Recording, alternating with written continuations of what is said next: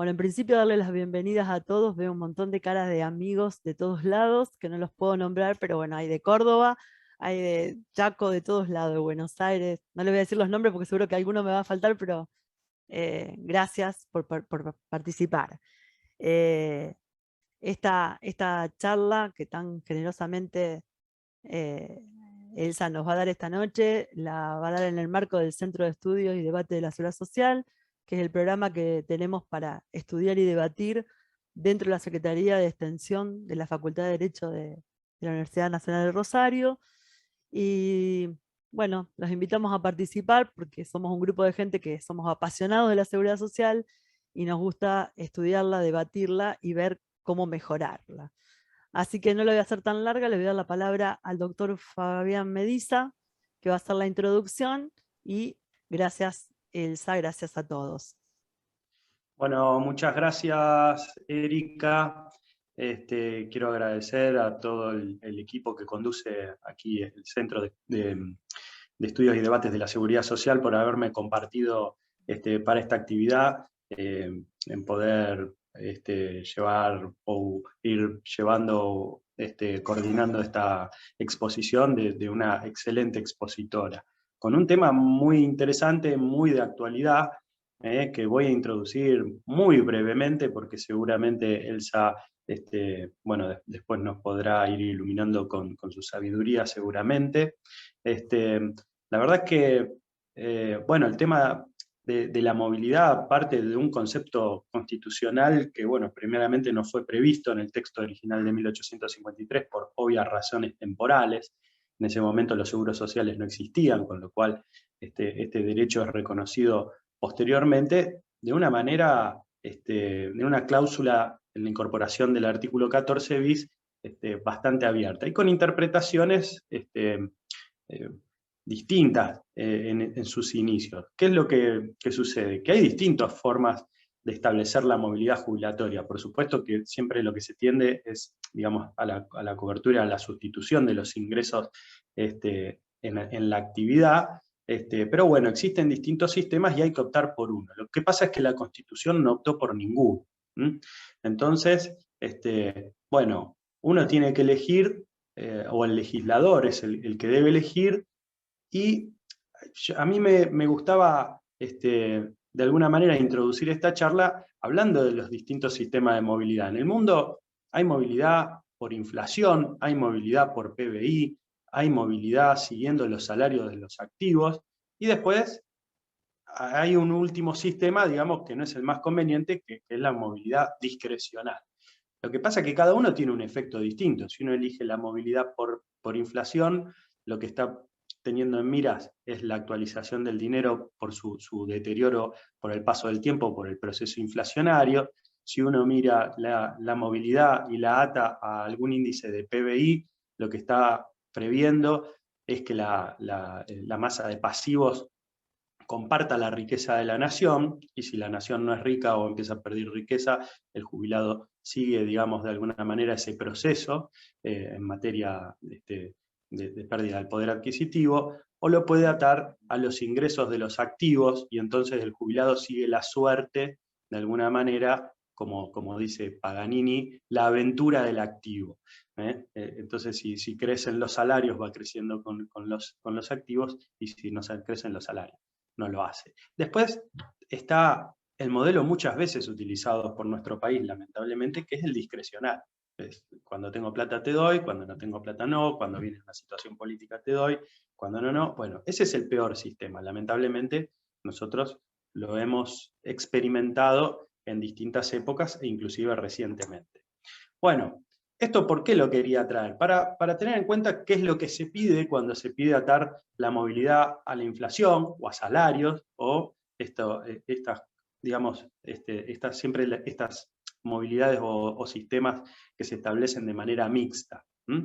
El otro día revisaba teniendo en cuenta esto, revisaba algunos fallos de un trabajo muy interesante de la doctora Besteiro, que hablaba de aquel caso inicial de Berkaytz, Miguel, donde la Corte evidentemente no tenía muy en claro, porque habla de la movilidad primero en el proceso inflacionario y que debía haber de alguna manera alguna forma de recomposición ante el proceso inflacionario, y después habla directamente del principio necesario de la proporcionalidad con el salario del activo. Ahí está mezclando dos sistemas, evidentemente no tenían en claro muy bien estas cuestiones. Después ya la Corte pasa a hablar directamente, siempre relacionada con la razonable proporcionalidad con los ingresos de los activos, puede ser Soler Pujol, posteriormente en Badaro, siempre va a hablar del salario del activo.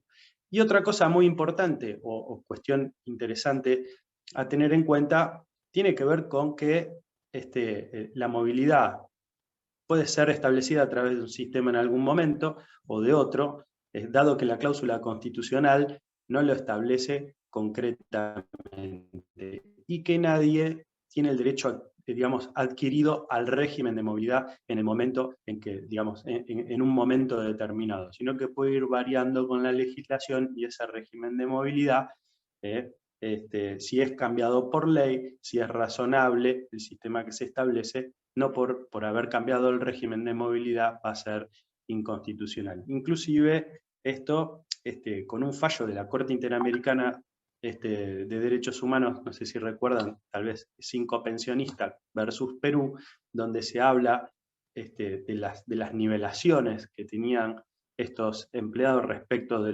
determinados salarios, porque ellos habían obtenido prestaciones nivelables con otros trabajadores, y donde la Corte de alguna manera reconoce que los estados, en función del artículo 21, pueden, en funciones de la utilidad social o del bienestar social, también del artículo 5 del protocolo adicional de la Convención, pueden de alguna manera variar las cuestiones patrimoniales relacionadas con los derechos económicos y sociales. Así que no sería un escollo siempre y cuando los regímenes sean determinados de manera legal y de acuerdo a las facultades que se hubiesen otorgado en la Constitución de cada país. Con lo cual no hay un derecho, digamos, adquirido de manera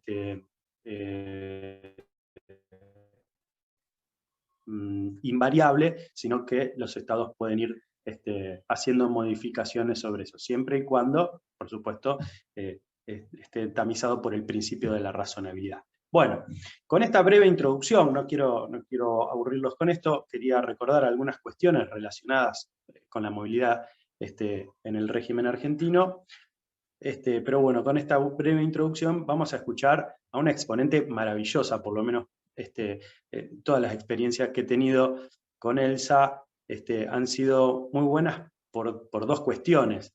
Primero, por la calidad técnica de la expositora. Le sobran, por supuesto, conocimientos y recorrido dentro de distintos ámbitos académicos, pero también con la experiencia de haber asesorado en el Congreso de la Nación, en la Secretaría de Seguridad Social de la Nación, en el recorrido de las instituciones profesionales. Hoy Elsa es directora del Instituto o de la Comisión de Seguridad Social de la Federación Argentina de Colegios de Abogados. Y también, aparte de todo ese bagaje técnico y de todo su conocimiento, es dueña realmente de una oratoria que no tiene muchas comparaciones, por lo menos en lo que yo conozco. Así que en general produce ese doble impacto. Primero, digamos, el conocimiento, pero aparte como de alguna manera nos va llevando en un discurso que no permite que desatendamos la situación por esta calidad personal que tiene. Así que, bueno, Elsa, te dejo aquí a tu público, y yo por supuesto me voy a quedar también porque siempre uno disfruta mucho de poder escucharte en tus distintas exposiciones. Bueno, gracias.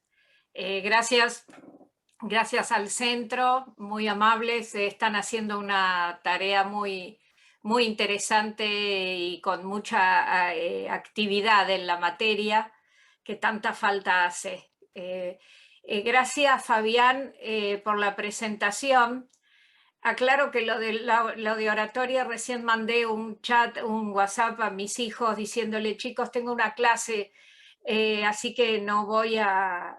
Mi hija dice, ¿la das vos? Sí, mami, no los aburras. O sea, lo de la oratoria no funciona para descendientes, vos viste, así que... Nadie es profeta en su tierra. No, Eso nadie. Me pone como que pobre gente. Bueno, así que ustedes son la pobre gente a la que voy a aburrir.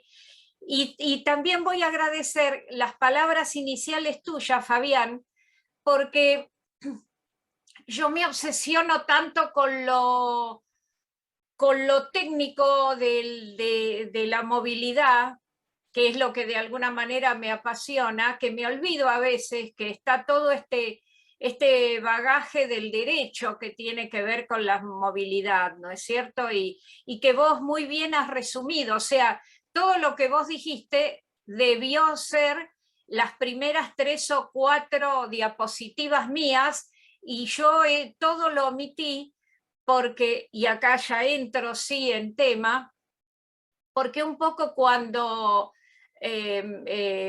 Erika me ofreció hablar sobre movilidad, yo dije, bueno, quiero explicar cosas más complejas, quiero mostrar un poco de números, quiero ver qué pasa, porque nosotros, no quiero hacer largo esto, pero siento que nosotros no hacemos sociología o antropología.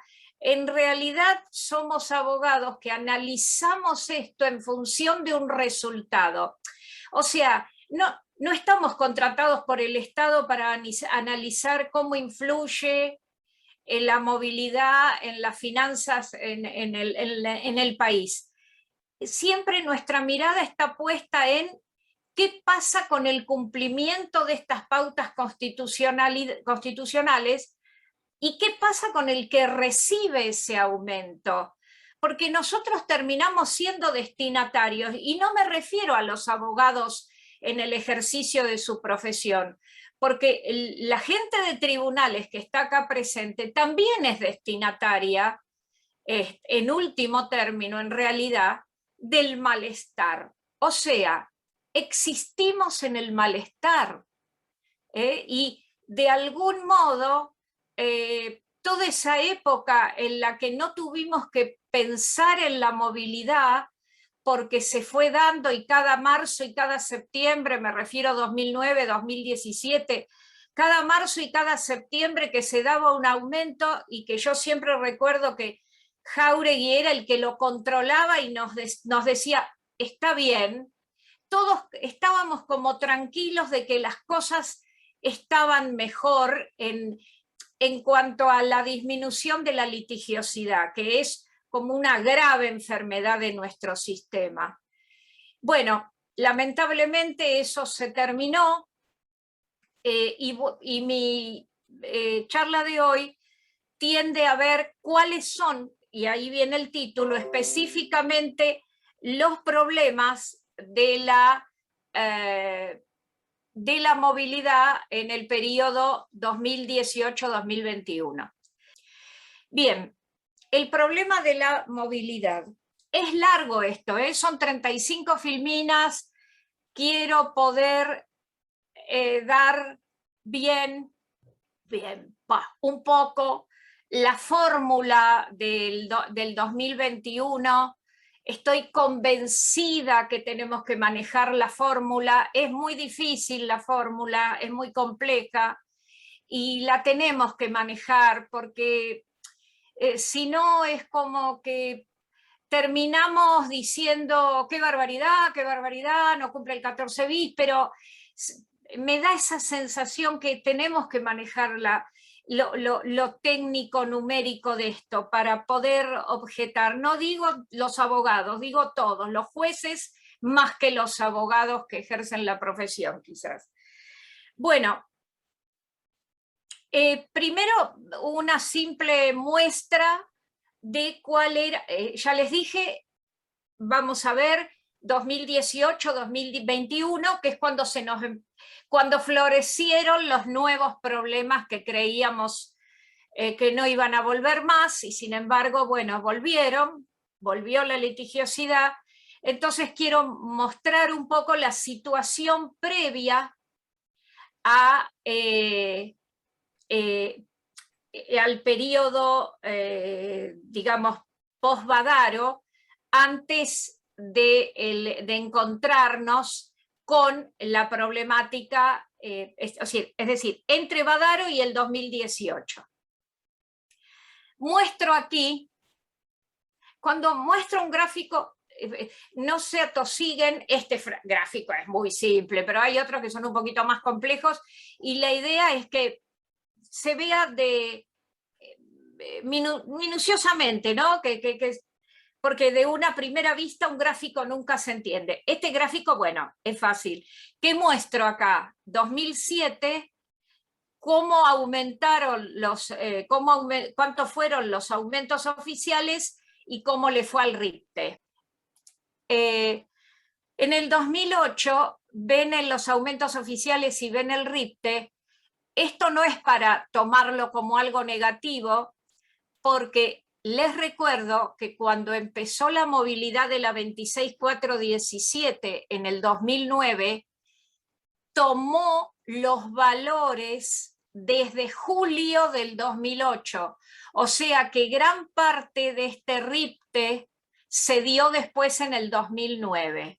Entonces, 2007 y 2008 estuvimos bien.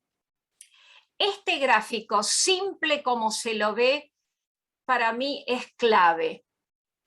Este es el periodo marzo 2009, que está acá, pero yo tomo desde junio 2008, ¿por qué? Porque el 11,69 que se da en marzo 2009 acá, mira las variables desde julio 2008. Tomo junio como base, ¿no? Y que tomo un valor 100, y entonces, ¿qué evalúo? Comparo los aumentos oficiales con el RIPTE. A los dos les doy un valor 100 inicial, y a las dos columnas les voy dando los aumentos, al RIPTE del RIPTE y a los aumentos oficiales el aumento oficial. ¿Qué me dice esto? Que desde que empezó acá en marzo del 2009, y fíjense, hasta el 2014 por aquí, los aumentos oficiales respetaron absolutamente el aumento de los salarios, al menos del salario promedio. Fíjense cómo acá hay un tiempito en que estuvo más bajo, y acá es cierto, en el año 2014, quienes hacían cuentas, que no eran muchos, decían que habían dado aumentos un poco inferiores a los que correspondían. Y esto se nota un poquito acá. Pero bueno, es como perdonable. Luego siguió bastante parejo el RIPTE y los aumentos oficiales. Y si bien ustedes acá ven que el RIPTE sube y el aumento oficial no, es muy claro. El último aumento, que es esto, fue en septiembre del 2017, y el RIPTE lo llevé hasta diciembre del 2017. Pero si nosotros vemos, en septiembre del 2017, el RIPTE y las jubilaciones aumentaron igual. Digo mejor, los salarios y las jubilaciones durante este largo periodo, vean acá, marzo 2009, septiembre 2017, siguieron el mismo ritmo. Y esto lo voy a recalcar siempre, porque quienes gobiernan y quienes legislan deben meterse en la cabeza que esta es la única garantía de no litigiosidad cuando ocurre esto. Bien, situado ya en el periodo pre-2018, les quiero mostrar cómo fue la movilidad del año, cómo fueron los valores del año 2017. Este gráfico es bastante fácil de ver, miren, esto es año 2017, o sea, el último año, este periodo del año 2017, que era todavía ley 26.417. Soy consciente que estoy dando una charla para gente que algo maneja de esto. Lamento realmente si hay presentes colegas que no manejan la base de la movilidad, porque la estoy dando por sobreentendida cuando de pronto digo ley 26.417. Pero bueno, lo planteé de esta manera. Año 2017, ¿qué quiero que veamos? Que los aumentos oficiales durante todo el año llegaron a un 28%. ¿Cómo fue el RIPTE de ese año? 27%. Y el índice de salarios del INDEC, otra medida salarial, 27%. Y miren la inflación, 24%. Les recuerdo, y esto es esencial que siempre lo tengamos en cuenta, que a partir de diciembre del 2016 el IPC se informa correctamente. Ya sabemos todos, de cualquier color político, que hasta ese momento el índice de precios al consumidor no reflejaba valores reales. Tan es así que en muchos trabajos que se hacían se tomaba el valor del IPC San Luis, por ejemplo, que era una referencia, o el IPC del Congreso.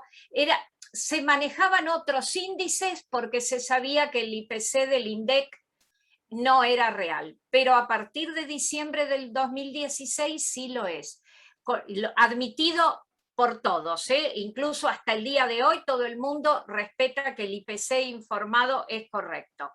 Entonces, ¿qué digo? Que en el 2017 el costo de vida había aumentado un 25% y los aumentos oficiales habían sido el 28%.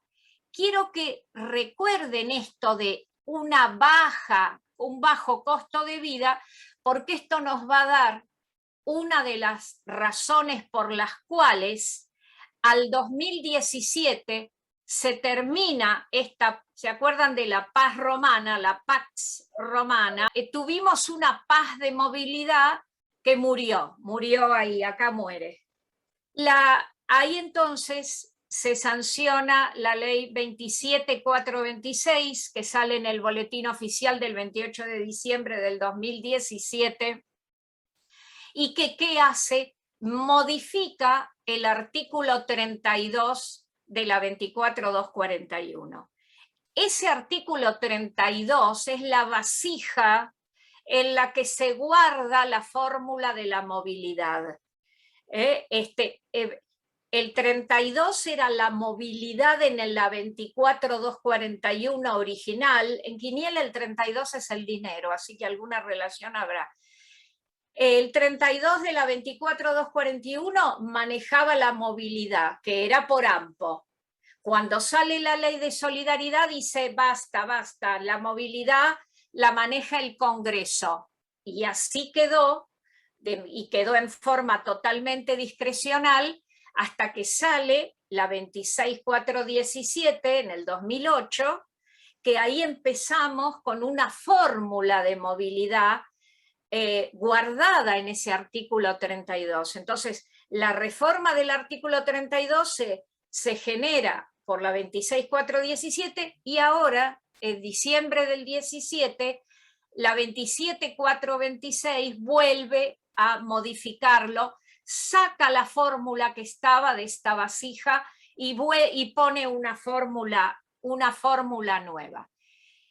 Voy directo al problema. ¿Cuál es el problema con la ley 27.426? Bien, conforme lo disponía el artículo 32, leo para que me sigan y quede grabado. Conforme lo disponía el artículo 32 de la ley 24.241, según el texto de la 26.417, en marzo del 2018 correspondía otorgar una movilidad que se estimó en el 14%.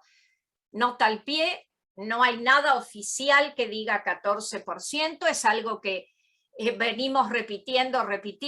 Se sabe que hay un memorándum que establecía cómo aplicar determinados temas, que no quiero hacerla más larga, que está publicado en la revista del doctor Jáuregui, y que decía en uno de sus párrafos, como explicando, un memorándum interno de ANSES, como explicándole a sus propios empleados de ANSES, el que escribió esa circular, digamos, decía: bueno, y en ese caso, en lugar de dar el 14% de aumento que corresponde para marzo, deberá, bla, bla, y ahí sigue. O sea, es la única manifestación que hay de que más o menos debería ser el 14%. Y el doctor Jáuregui, que siempre es el que ha hecho las cuentas, reitero, controlando muy bien cada aumento que se dio, también asevera que él estaría muy cercano al 14% el aumento que había que dar. Entonces, conforme tocaba, si no se hubiera dictado la ley, habría que haber dado 14%. Es importante tener en cuenta que este valor tenía como referencia variaciones del RIPTE del segundo semestre del 2017, o sea, julio a diciembre del 2017. La mitad de lo que había aumentado el RIPTE durante julio a diciembre del 2017 se volcaba en la fórmula, y la otra mitad era cómo había evolucionado la recaudación entre el último semestre del 16 y el último semestre del 17. Con eso, hecho por supuesto con la complejidad de la fórmula, se llegaba a un 14% aproximado que había que aplicar en marzo. ¿Qué pasa? La 27426 cambia modifica el 32 y establece una nueva fórmula. En primer lugar, la fórmula ya deja de ser semestral, marzo y septiembre, para ser trimestral, marzo, junio, septiembre y diciembre. Y cambia los ingredientes de esta receta. Dice, bueno, voy a tomar el 70% de la evolución del costo de vida y el 30% de la evolución del RIPTE. Les recuerdo que cuando dice esto a fin del 2017 para aplicar en el 2018, todo el año 2017 la inflación solo había sido, miren la palabra que uno usa en nuestro país, solo, pero bueno, del 24%. Por lo tanto, ya se estaba adelantando con la 27426 a un índice, a un porcentaje bajo, porque ya el factor principal era el costo de vida, que era bajo en función de cómo venía siendo y de cómo se preveía que iba a ser posteriormente. Entonces, esta ley fue una ley oportunista, porque si bien estos dos valores suenan muy bien, mezclar costo de vida con salario, se hizo porque se sabía que el resultado daba menos que 14. Pero también, y yo no lo escribí acá, pero es fundamental, esta ley tenía un grave error técnico, espantoso, inaceptable, y es lo que se llama un excesivo rezago. Explico por qué esta palabra rezago es una palabra técnica que tenemos que manejarla en el tema movilidad. Siempre hay que analizar el tema del rezago en una fórmula de movilidad. ¿Qué es el rezago? Es el tiempo que pasa entre el dato que yo miro y la fecha de aplicación. Obviamente, yo no podría aplicar un aumento en julio con el aumento salarial de junio, porque no lo tengo. El RIPTE tarda 45 días en informarse, o sea que, y el costo de vida tarda unos 12 a 15 días en informarse. Quiere decir que inevitablemente por lo menos 2 meses de rezago tengo que tener. Bueno, esta ley, el aumento de marzo miraba la evolución de julio a septiembre. O sea, trabajaba con 6 meses de rezago. Creo que es claro que el rezago tiene su razón de ser en, comillas, poder disponer de los valores, no en hacerme el vivo y entonces jugar a que este primer aumento lo doy de valores chiquititos que estaban allá lejos. Y en el futuro, como me va a ir tan bien, no voy a tener problema. Entonces, fue una viveza hacer un rezago tan extenso y estuvo muy mal y fue muy criticado. Les aclaro que contra la ley 27426 se dictaron varias declaraciones. FACA realizó una declaración señalando los errores de la norma, la Asociación de Abogados de Buenos Aires y otros colegios también que no quisiera dejar de nombrar, pero que tendría que haber averiguado cuáles eran.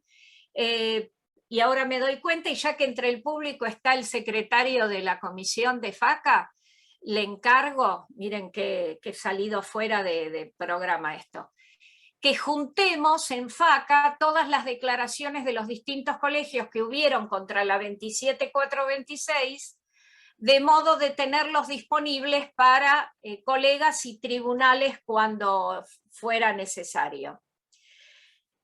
Bueno, sigo adelante. Este es el problema que se planteó con la 27426 y ahora quiero mostrar algunos valores.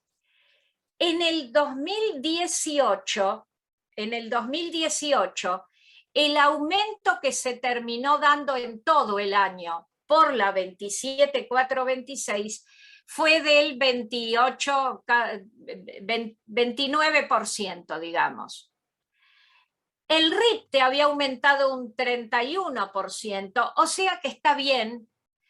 Si nosotros miramos finalmente, porque todo este lío que hice, pero sin embargo, si miro exclusivamente los aumentos versus los salarios, no estoy tan mal en el año. Y el índice de salarios del INDEC también un 30%. Y fíjense que en todo el año, esto que voy a decir es importante, si yo hubiera, miren acá, si yo le hubiera dado el 14%, si la ley 27426 hubiera sido respetuosa con lo que ya había transcurrido y hubiera aplicado para el primer semestre respetuosamente el 14% ya ganado, en todo el año hubiera tenido el 31% de aumento. Pero miren, el costo de vida, 48%.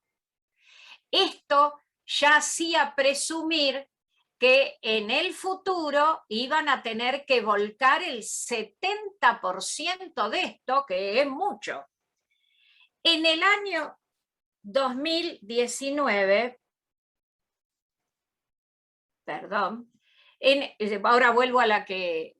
En el año 2019, por eso, los aumentos oficiales, no quiero hacer lío, quiero ser clara, como el costo de vida venía con gran rezago, ¿no? En esta ley, gran rezago. El costo de vida había sido en el 2018 del 48% y de este valor se iba a tomar el 70% y de este solo el 30%. Quiere decir que en el 2019 el aumento iba a ser alto. Y efectivamente, en el 2019, los aumentos oficiales alcanzaron al 51%, cuando el RIPTE solo aumentó un 44% y el índice de salarios un 41%. Ojo, esto es importante, pero más importante es que en el 2019 el costo de vida dispara aún más y vigente la ley 27426, que ya sabemos por lo que expliqué, que implica que todo este mucho costo de vida se iba a tirar para adelante, era claro y evidente que en el año 2020 había que dar un aumento importante por tema del rezago que tenía esta ley. Ahí es donde se produce, que ahora voy a ir a esto, ahí es donde se imaginan, y ya lo vivimos todos, hay otra vez una norma oportunista, la declaración de emergencia y la supuesta emergencia previsional, a los fines de ¿qué? De matar esta ley, porque esta ley ya no convenía. Pero de eso hablaremos después. Lo que quiero mostrar acá por la ley 27426, y esto parece confuso, pero me importa mucho que lo podamos entender. ¿Cuáles fueron los planteos? Yo acá hice un resumen de los planteos, muy mal expresado, en una síntesis demasiado simplificada, de cuáles han sido los planteos judiciales que se hicieron contra esta ley. Uno de ellos, que el segundo semestre del 2017, la totalidad de ese segundo semestre recién se termina considerando en junio del 2018 y con un 11,73, ahora lo explico, en lugar de tomarse en marzo del 2018 con un 14%. Esta razón, ahora que la digo, la tendría que haber puesto como segunda, porque la primera de todas las razones que objetan los escritos, las demandas, las quejas y los agravios que se han formulado, es que ya había una movilidad devengada, que cuando se dicta la 27426 en diciembre del 2017, ya se había devengado esta movilidad del 14%. Y que y además, como tema también fundamental, se estaba aplicando retroactivamente la ley 27426, ¿no? ¿Por qué? Porque si bien se dicta en diciembre para aplicar en marzo, en realidad al tomar valores que correspondían a un periodo ya devengado, la ley terminaba siendo retroactiva, porque a ese marzo ya había que aplicar todavía el aumento del 14%. Y también como objeción se establecía que la quita era inaceptable. Algunos aducían confiscatoriedad. En cuanto a porcentaje de confiscatoriedad, ya vamos a ver que no y por qué, acá en este mismo gráfico, pero por eso quiero hacer esto. Cuando se objetaba que la quita era inaceptable, y algunos decían que era por confiscatoriedad, otros decían no interesa la confiscatoriedad. Esto es una muy inteligente observación, porque es como que no, usted no me puede sacar de la movilidad, usted no me puede sacar nada, usted puede establecer la movilidad por el precio de tal cosa, por el valor de tal otra, pero una vez que la estableció, no me lo puede bajar. Entonces, si algo dio 10%, usted me tiene que dar 10%, y si no le parece, cambie el esquema de acá para adelante y veremos si es constitucional o no. Pero no me puede generar una quita aunque sea de un 2%. Otros, en cambio, aducían que ya esto era confiscatoriedad. Bueno, pues han habido pronunciamientos en diferente sentido en todas las jurisdicciones. No hice un listado de causas que han resuelto de un modo y de otro. No, quizás esta charla más completa incluiría un listado de causas de todos los tribunales, pero bueno, cualquiera de todas las excelentes comisiones de seguridad social de los colegios podrán ponerse a trabajar en hacer un vademecum de fallos en uno y otro sentido de las distintas jurisdicciones, ahora que estamos todos muy bien interrelacionados.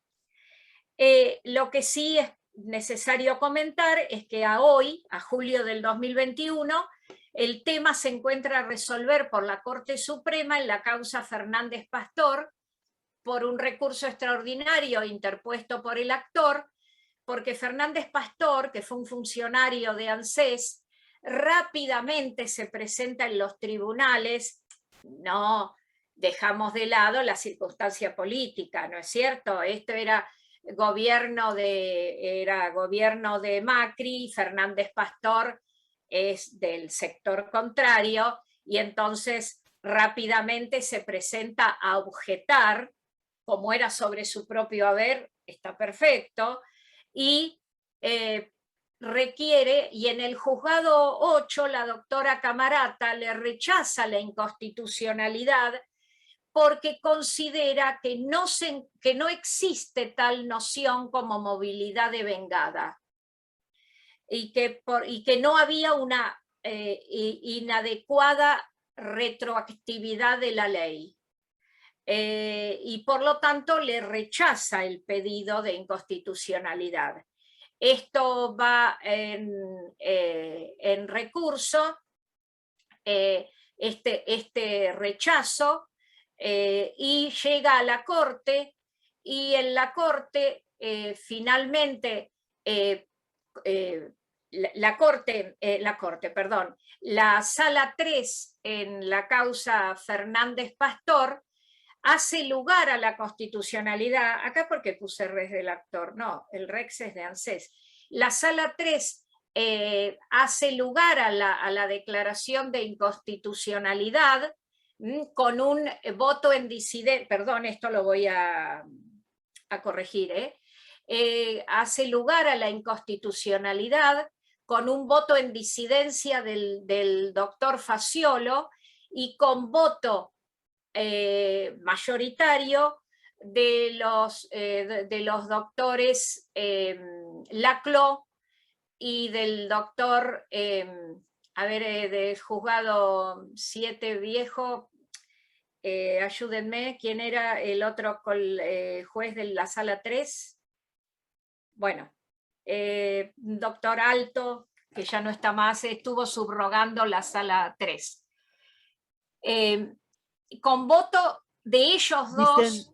Dicen Milano. Milano, el doctor Milano, tan encantador, sí. Entonces, con voto de Laclau y de Milano. Fernández Pastor, les aclaro, este detalle es interesante por un artículo que salió ayer en el Clarín de Ismael Bermúdez.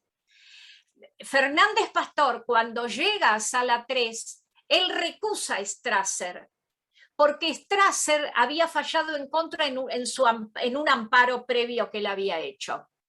Entonces, él al recusar a Strasser, por eso están Laclau y entra Milano en reemplazo. Laclau y Milano estaban de acuerdo y entonces fallan porque Strasser hubiera fallado igual que Faciolo si no lo hubiera recusado.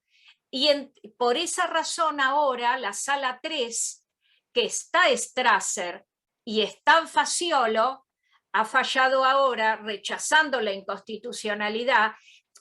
Ismael Bermúdez dice, la sala 3 cambió de criterio. No, la sala 3 no es que cambió de, bueno, cambió de criterio. Lo que pasa que antes Faciolo era minoritario y ahora es mayoría junto con Strasser. Bueno, espero no haberles hecho lío con esto y menos que acá me equivoqué con esto. Es el Rex de ANSES. Bueno, ¿qué quiero mostrarles de este cuadrito para terminar con la 27426? Miren, síganme con esto. Esto es el año 2018, de enero a diciembre.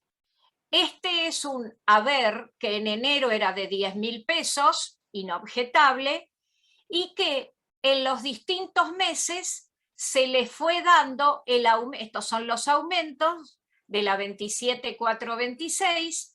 En marzo un 5,71%, que es lo que dio. Entonces su haber se fue a 10.571 y así los distintos aumentos de junio, de septiembre, de diciembre. Si sumamos todo lo que la persona cobró ese año, cobró 133.833.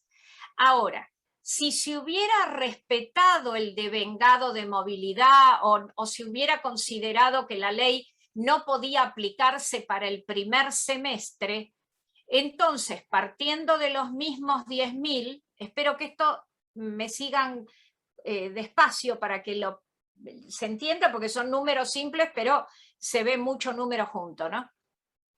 Tomo los mismos 10.000 en febrero, nada más que acá, en marzo, en vez de 10.571, sería 11.400. La diferencia en ese mes genera una quita, entre comillas, confiscatoriedad del 7,27.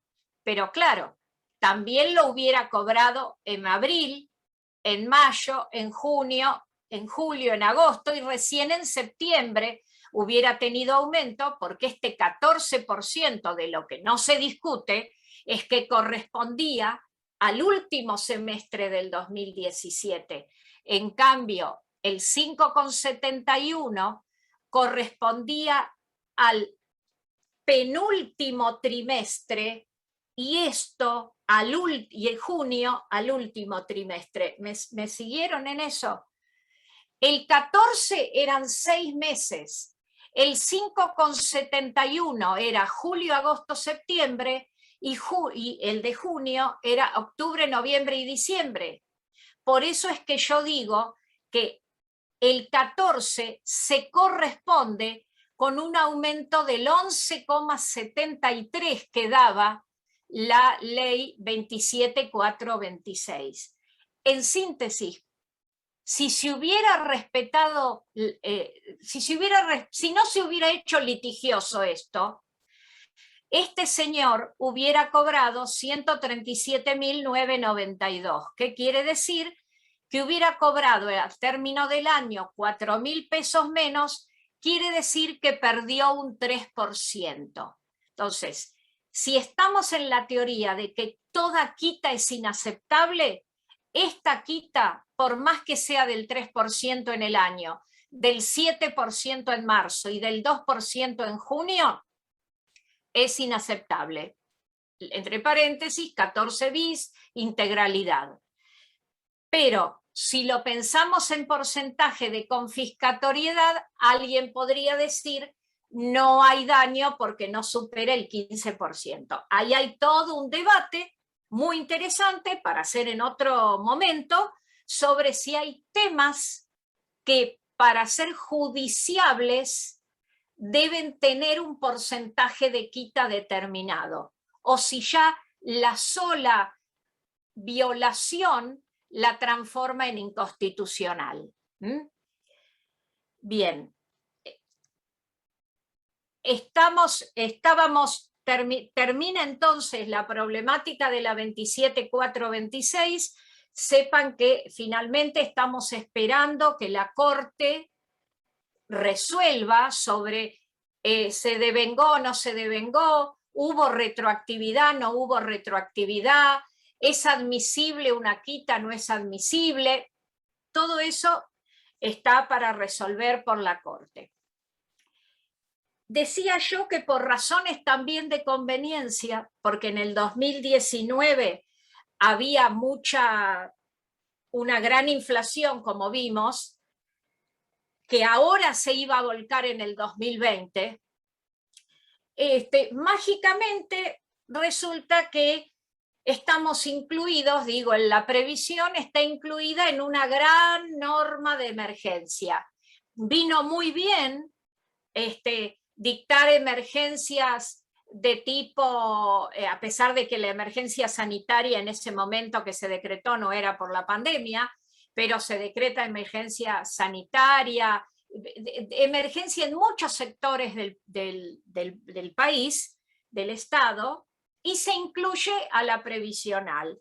Y entonces, claro, ¿qué se hace? Se logra que una viveza, una astucia legal, qué bárbaro, que es que en el año 2020, por el artículo 55, luego de importantes artículos primeros de la ley 27.541, declarando la emergencia y dando los alcances de la emergencia y de las facultades y los mandatos al Ejecutivo, finalmente, qué suerte para las finanzas públicas, se suspende el artículo 32 según el texto de la 27.426 por 180 días a partir del 23 de diciembre, lo que se extendió por 180 días más. Esto se hizo por decreto de necesidad y urgencia, y esto también en muchos casos es objetado, pero no me voy a detener en este aspecto. Y se establece que el Poder Ejecutivo fijará trimestralmente, mientras dure la emergencia, el incremento de los haberes, porque está suspendido el 32. Es así, esta filmina les va a ser útil para cuando tengan que hacer cualquier presentación / sentencia, porque trae bastantes datos útiles. ¿Qué quise volcar acá? Los números los hice todos yo, no los saqué de ningún lado, doy fe de los números que hice.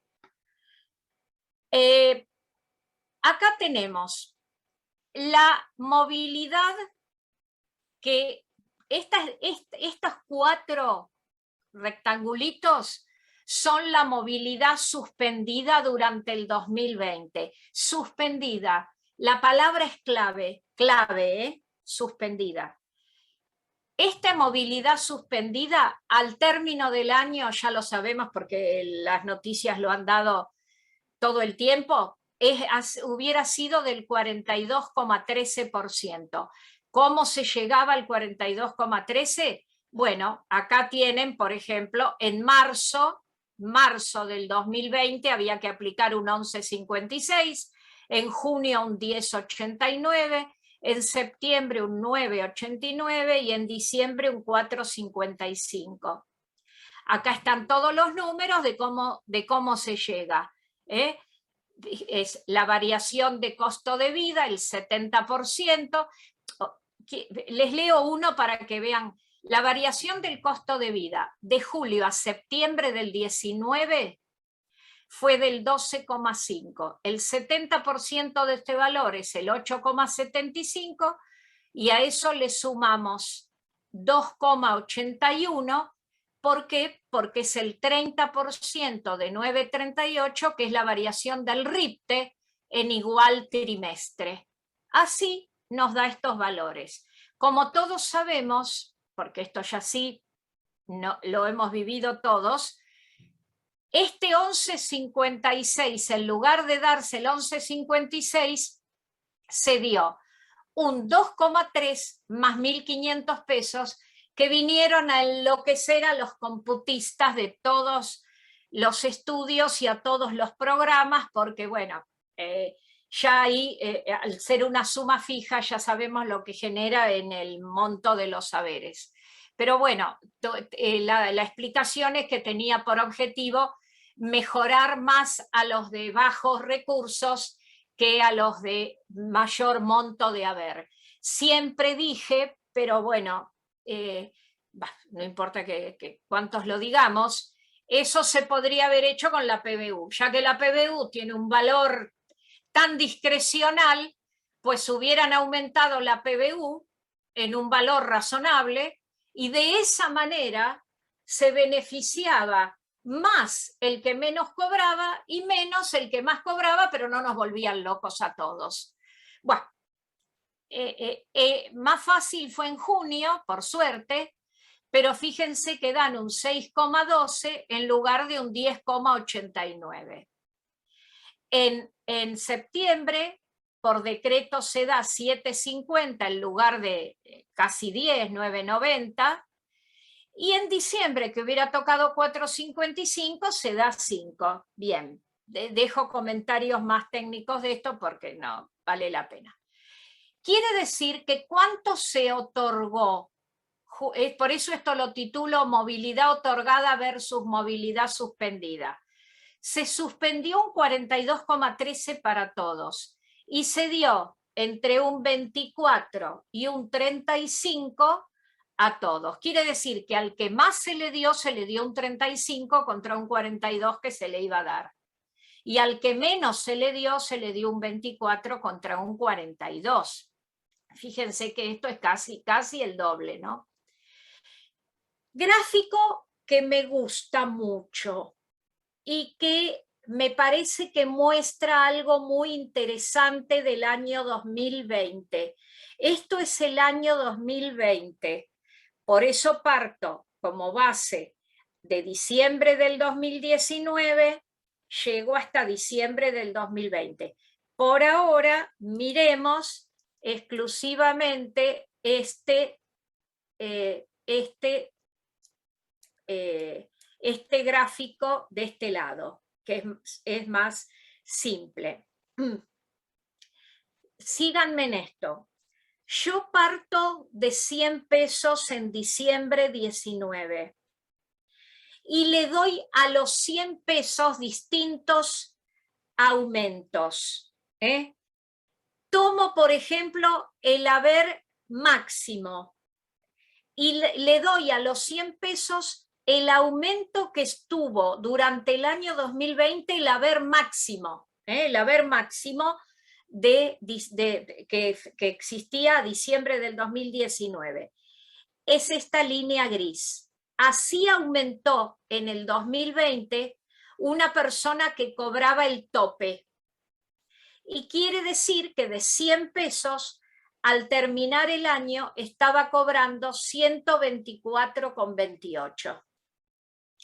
Luego tomo un haber de 30.000 pesos, que me parece un haber interesante para el año 2019. Esa persona que cobraba 100 pesos, en realidad esta es la evolución de un haber de 30.000 pesos. Esos 100 pesos se transformaron en 128,53, que quiere decir que durante el año incrementó en un 28,53. Tomé el haber mínimo, que es la línea celeste. 100 pesos de diciembre 2019, miren cómo acá es más alto que todos, son 135,31. Ahora, si no hubiera existido la emergencia, los 100 pesos del 2019, no importa si fuera del haber máximo, mínimo o del de 30.000, ¿cuánto hubiera aumentado? 42,13. Entonces, ven ustedes que si el haber mínimo tiene esta diferencia que no recibió, el haber máximo tiene toda esta diferencia que no recibió. Espero que esto se entienda, porque esta es la visualización de lo que no se dio por haberse suspendido, recalco, suspendido este aumento. Aumento que, reitero, fue suspendido, solamente suspendido, mantenido en el aire. Todo lo que se mantiene en el aire en algún momento tiene que bajar. Me voy al otro gráfico que simplemente trae las mismas 4 líneas, quiero que vean, amarilla, azul, naranja y gris, amarilla, azul, naranja y gris, o sea, aumento que debió darse, haber mínimo, haber de 30.000 pesos y haber máximo. Pero ¿qué le agregué? Le agregué 2 líneas, la blanca y la verde. La blanca es costo de vida. Este gráfico es muy interesante. Este gráfico es argumento para el que quiera decir que no hay nada para dar. Ojo. La línea blanca, que es el costo de vida, 100 pesos del año 19, llegaron a ser 136 pesos a diciembre del 2020. O casualidad, no casualidad, muy bien armado, es lo mismo que aumentó el haber mínimo. Por eso la gran propaganda de, bueno, el haber mínimo subió tanto como la inflación. Por lo tanto, a las personas que cobraban el haber mínimo, que es casi el 70% de los jubilados del país, no les perjudica el aumento no dado, porque cobraron lo mismo que la inflación. Y entonces uno diría, bueno, pero hay que regirse por salarios. Quédese tranquilo, también cobraron lo mismo que los salarios, porque el RIPTE también aumentó hasta 136. Como ustedes ven, esto está claramente armado. El aumento de diciembre, por eso fue más alto de 4,55, porque lo que se pretendió, alguien hizo números y dijo, quitemos todo argumento de daño. ¿A quién sí se dañó? Sí, al del haber máximo es importante el daño. Ahora, el del haber máximo podrá reclamar hasta los 142 pesos que le tendrían que haber dado y le dieron 124, o solo podrá reclamar hasta los 136 pesos, que es lo que aumentó los salarios y la inflación. Bueno, eso quedará en manos de la justicia determinar qué es lo que finalmente se considera como daño reparable. Por eso digo, este cuadro, este grafiquito es importante. Si uno mira solo este grafiquito, el primero dice, me dieron 124, me tendrían que haber dado 142. Pero alguien podría decir, mira, sí, se te dio 124, pero en realidad no tenés daño más que hasta 136. Tema totalmente discutible y creo yo muy interesante para analizar.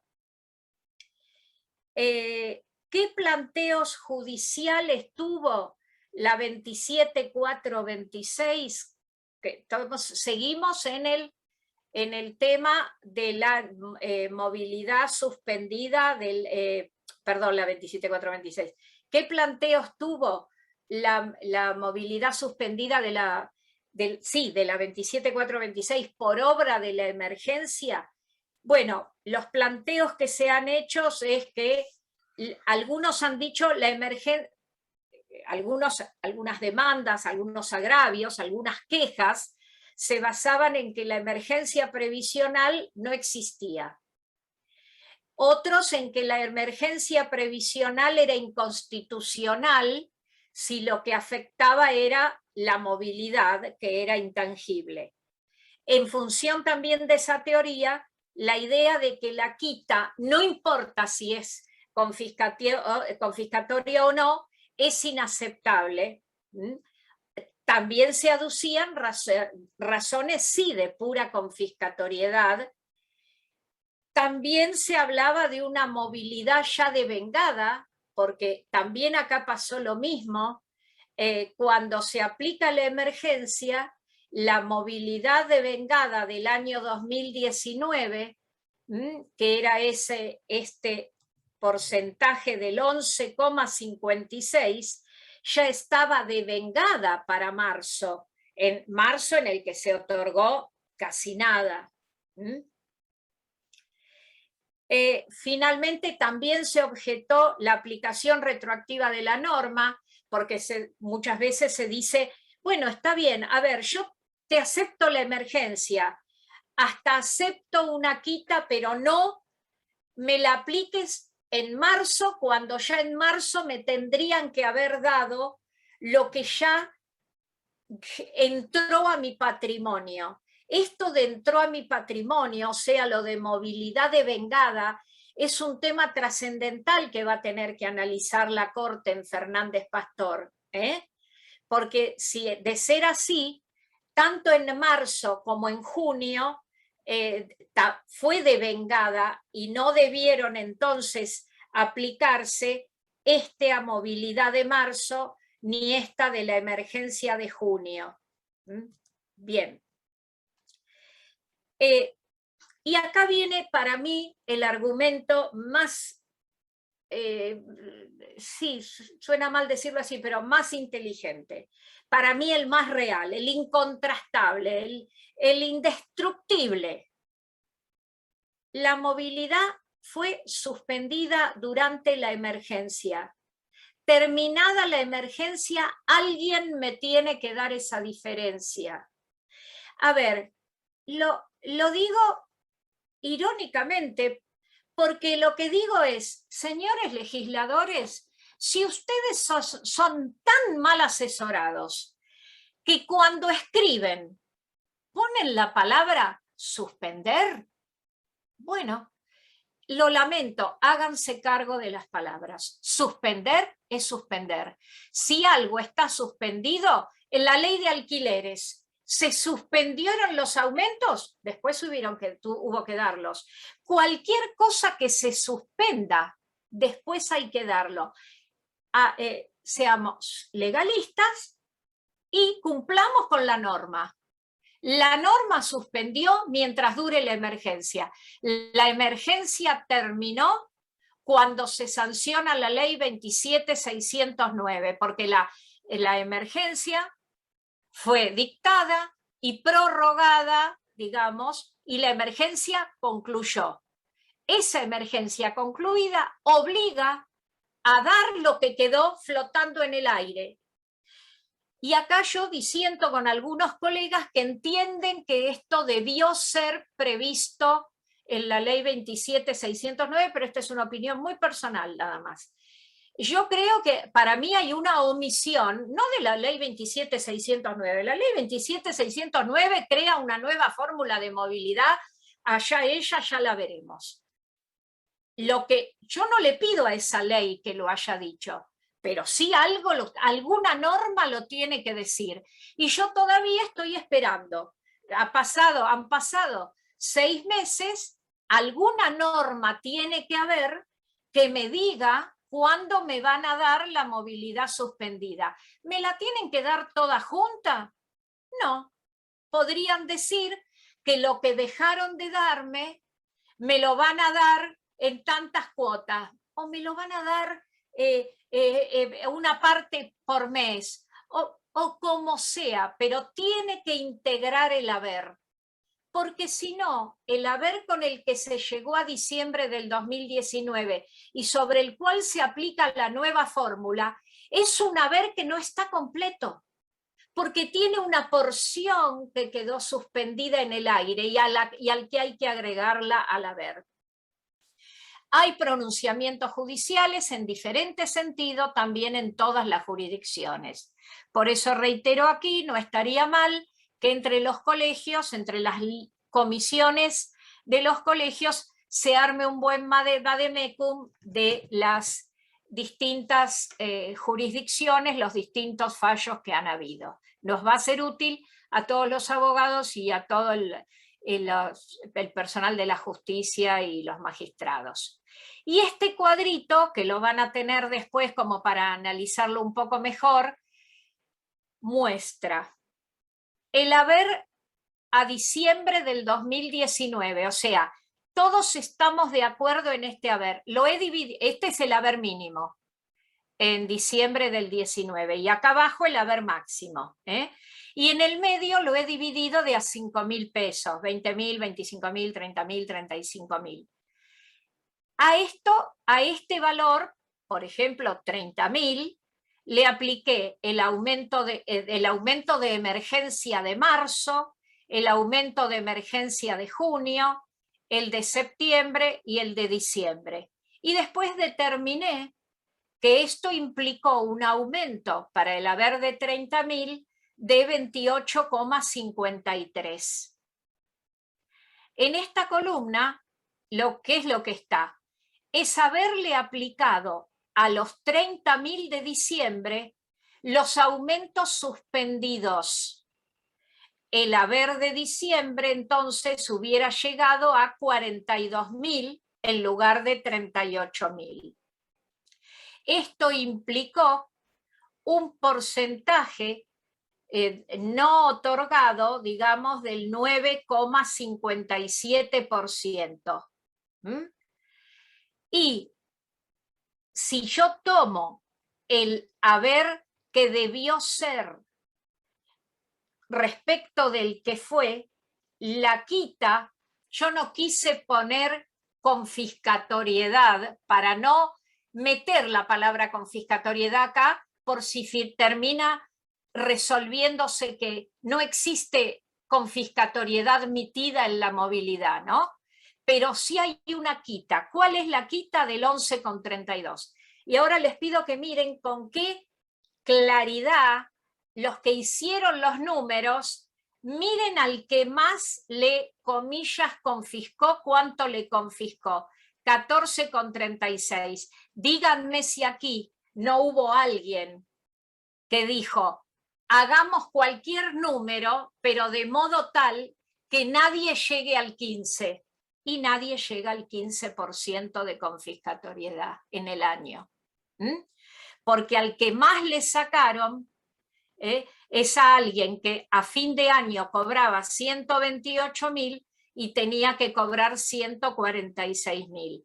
La confiscatoriedad, entre comillas, es del 14,36. Esto es lo que tengo para terminar entonces con la ley de emergencia y el raro año 2020 que vivimos, que los previsionalistas lo vamos a recordar por siempre por dos cosas: la pandemia y la emergencia previsional. El que quiera hacer una pregunta, levanta la mano y le damos la palabra. ¿Te parece, Fabián? Sí, cómo no. Sí, Nelly, te podés desmutar cuando quieras. Bien. Ahí está. A ver si lo hacemos. Ahí está. Hola, ¿qué tal? Un gusto saludarle. Feliz día, amigues, a todos ahí que están. Un placer estar acá. Y como siempre escuchando, y bueno, venía siguiendo los números y como dijo Elsa brillantemente, están complicados y nos complican en serio. A los que ya estamos jubilados ni qué decir, porque bueno, estamos acá.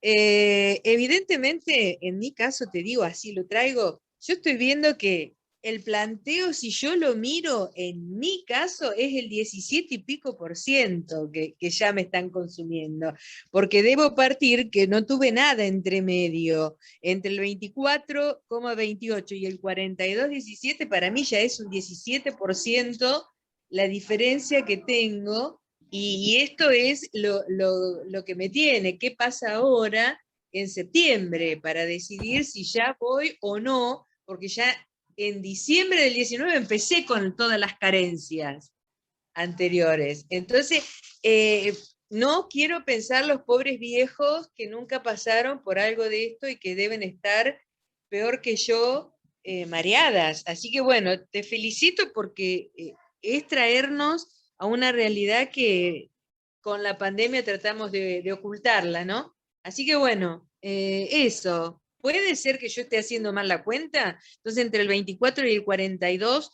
sea un 17% lo que yo tengo de diferencia. Digo, gracias, Elsa. Cuando uno trabaja con porcentajes, las restas son divisiones y las sumas son multiplicaciones. Por eso cuando algo es de un 8% y otra cosa es del 6%, la diferencia no es del 2%. Las cuentas, digamos, al intervenir los porcentajes se hacen de otra manera.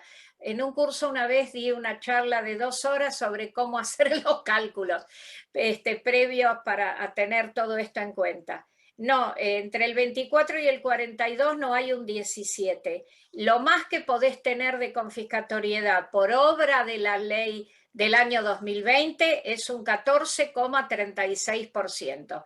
Si vos lo traes con lo del año 2018, ya es otra cosa, ya aumenta.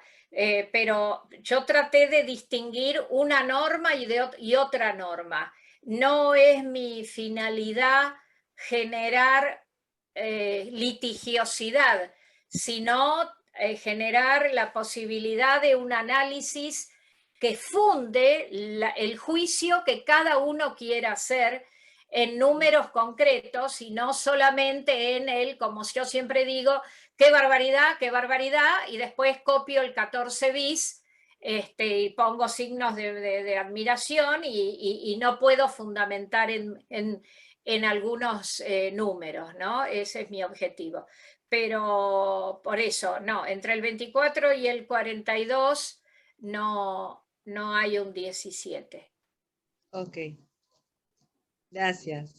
Entiendo que el tema no es de debate jurídico de alguna manera, sino de algún modo es de análisis de cómo se termina planteando en los hechos y en el bolsillo las distintas normas. Así que entiendo perfectamente que no genere preguntas, ¿no? Ahí está, ahí está. Bueno, yo Ahí te escuchamos. en primer lugar lo felicito a la doctora porque, bueno, ha hecho un estudio muy analítico de la cuestión. Y además felicito a todos los que le escucharon, porque para mantenerse atento a todo lo que dijo, bueno, se necesita mucha capacidad y mucha voluntad. Yo lo que digo es lo siguiente, a mí todo esto me parece muy extraño, muy raro, además muy maligno, porque cuando se habló de la movilidad jubilatoria, que estoy hablando yo del año 57, 58, 59, se habló de la movilidad por la variación del valor del peso, pero que la relación con el haber jubilatorio se mantenía, es decir, la jubilación es la sustitución del ingreso, y el ingreso es X. Si ese X se mueve por una razón, se tiene que mover también la jubilación que es el sustituto. Ahora, ¿cuál es la razón que se mueve X? Bueno, son razones extrasistema, en la cual la jubilación no entra, pero la seguridad de la jubilación que tiene que ser definida es la relación con el haber jubilatorio.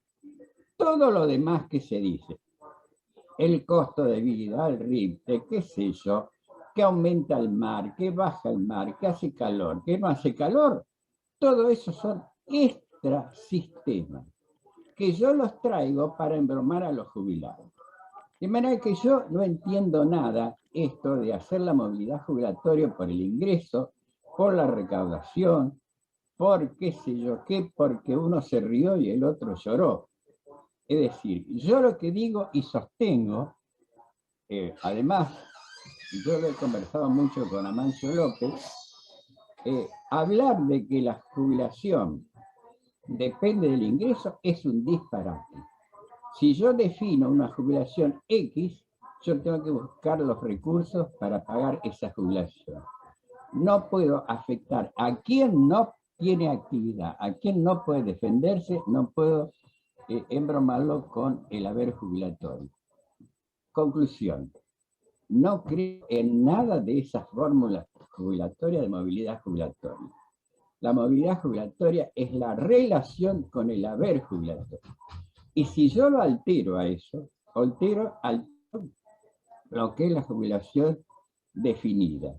Y si altero la jubilación definida, estoy alterando la Constitución que dice que se le otorgará jubilaciones móviles. ¿Qué quiere decir móviles? Seguir el salario. ¿Por qué? Porque la jubilación es la sustitución del salario. Bueno, eso quería decir, y te felicito, Elsa. Bueno, Mario, en realidad tu comentario se puede perfectamente escribir y guardar para la próxima, porque es en la próxima... Está escrito y está dicho muchas veces. Lo que quiero señalar es que el tema, tu queja, absolutamente razonable y entendible, tiene que ver con la nueva fórmula, que es lo que no hemos visto. Hasta acá yo quise trabajar lo que se dio en el 2018, que es la mezcla de costo de vida y sueldo, y lo que no se dio en el 2020, que lo que no se dio también era costo de vida y sueldo, y se reemplazó por voluntad del Ejecutivo.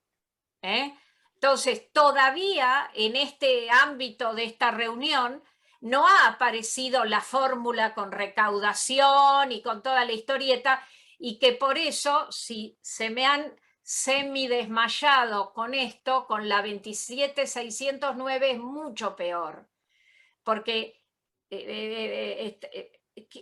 traté de que se entendiera la fórmula. Y lo que quiero es eso, que se entienda la fórmula. La fórmula es compleja, tiene símbolos de la matemática que hay que entender, y por qué y para qué, porque en la medida en que entendamos, menos va a ser la posibilidad de que se nos engañe con los números, que vaya a dar la fórmula, ¿no?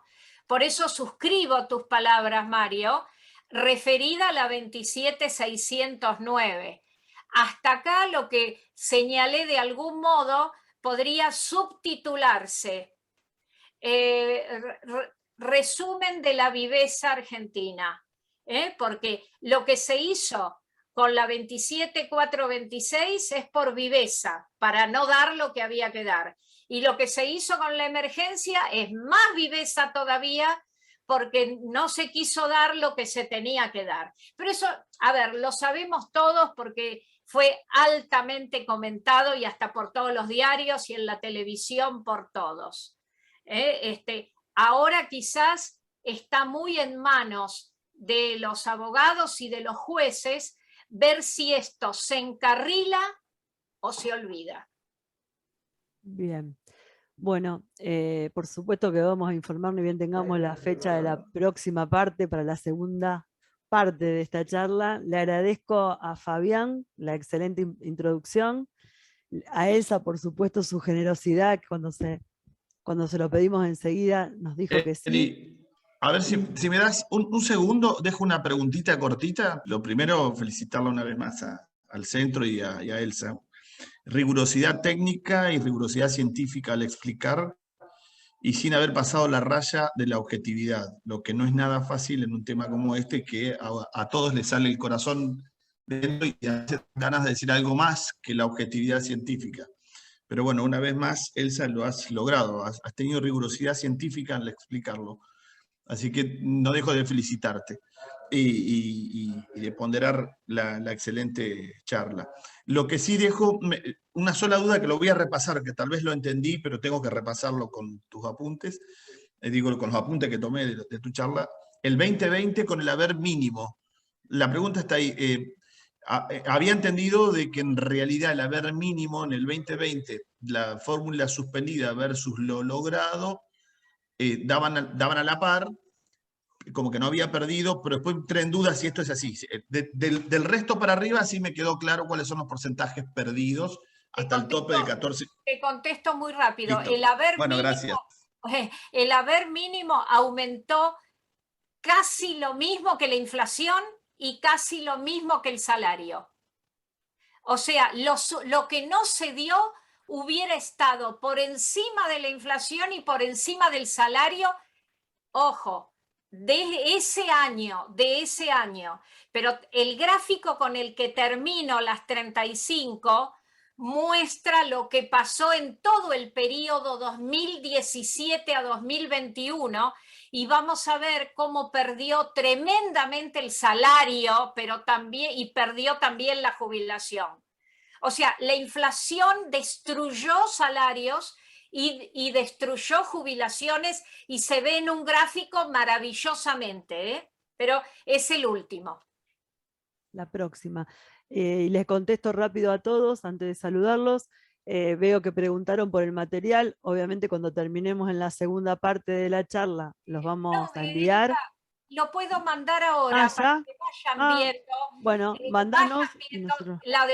Alguno lo va a ver, lo de la 27609, que lo vayan leyendo, Perfecto. porque es muy complejo y es bueno por ahí tenerle una leidita pegada antes. Listo, entonces los enviamos a los que están ya en el centro, los mails, se quedan tranquilos. Los que no están, Laura ahí publicó varias veces el mail del centro de estudio, lo piden y se los enviamos.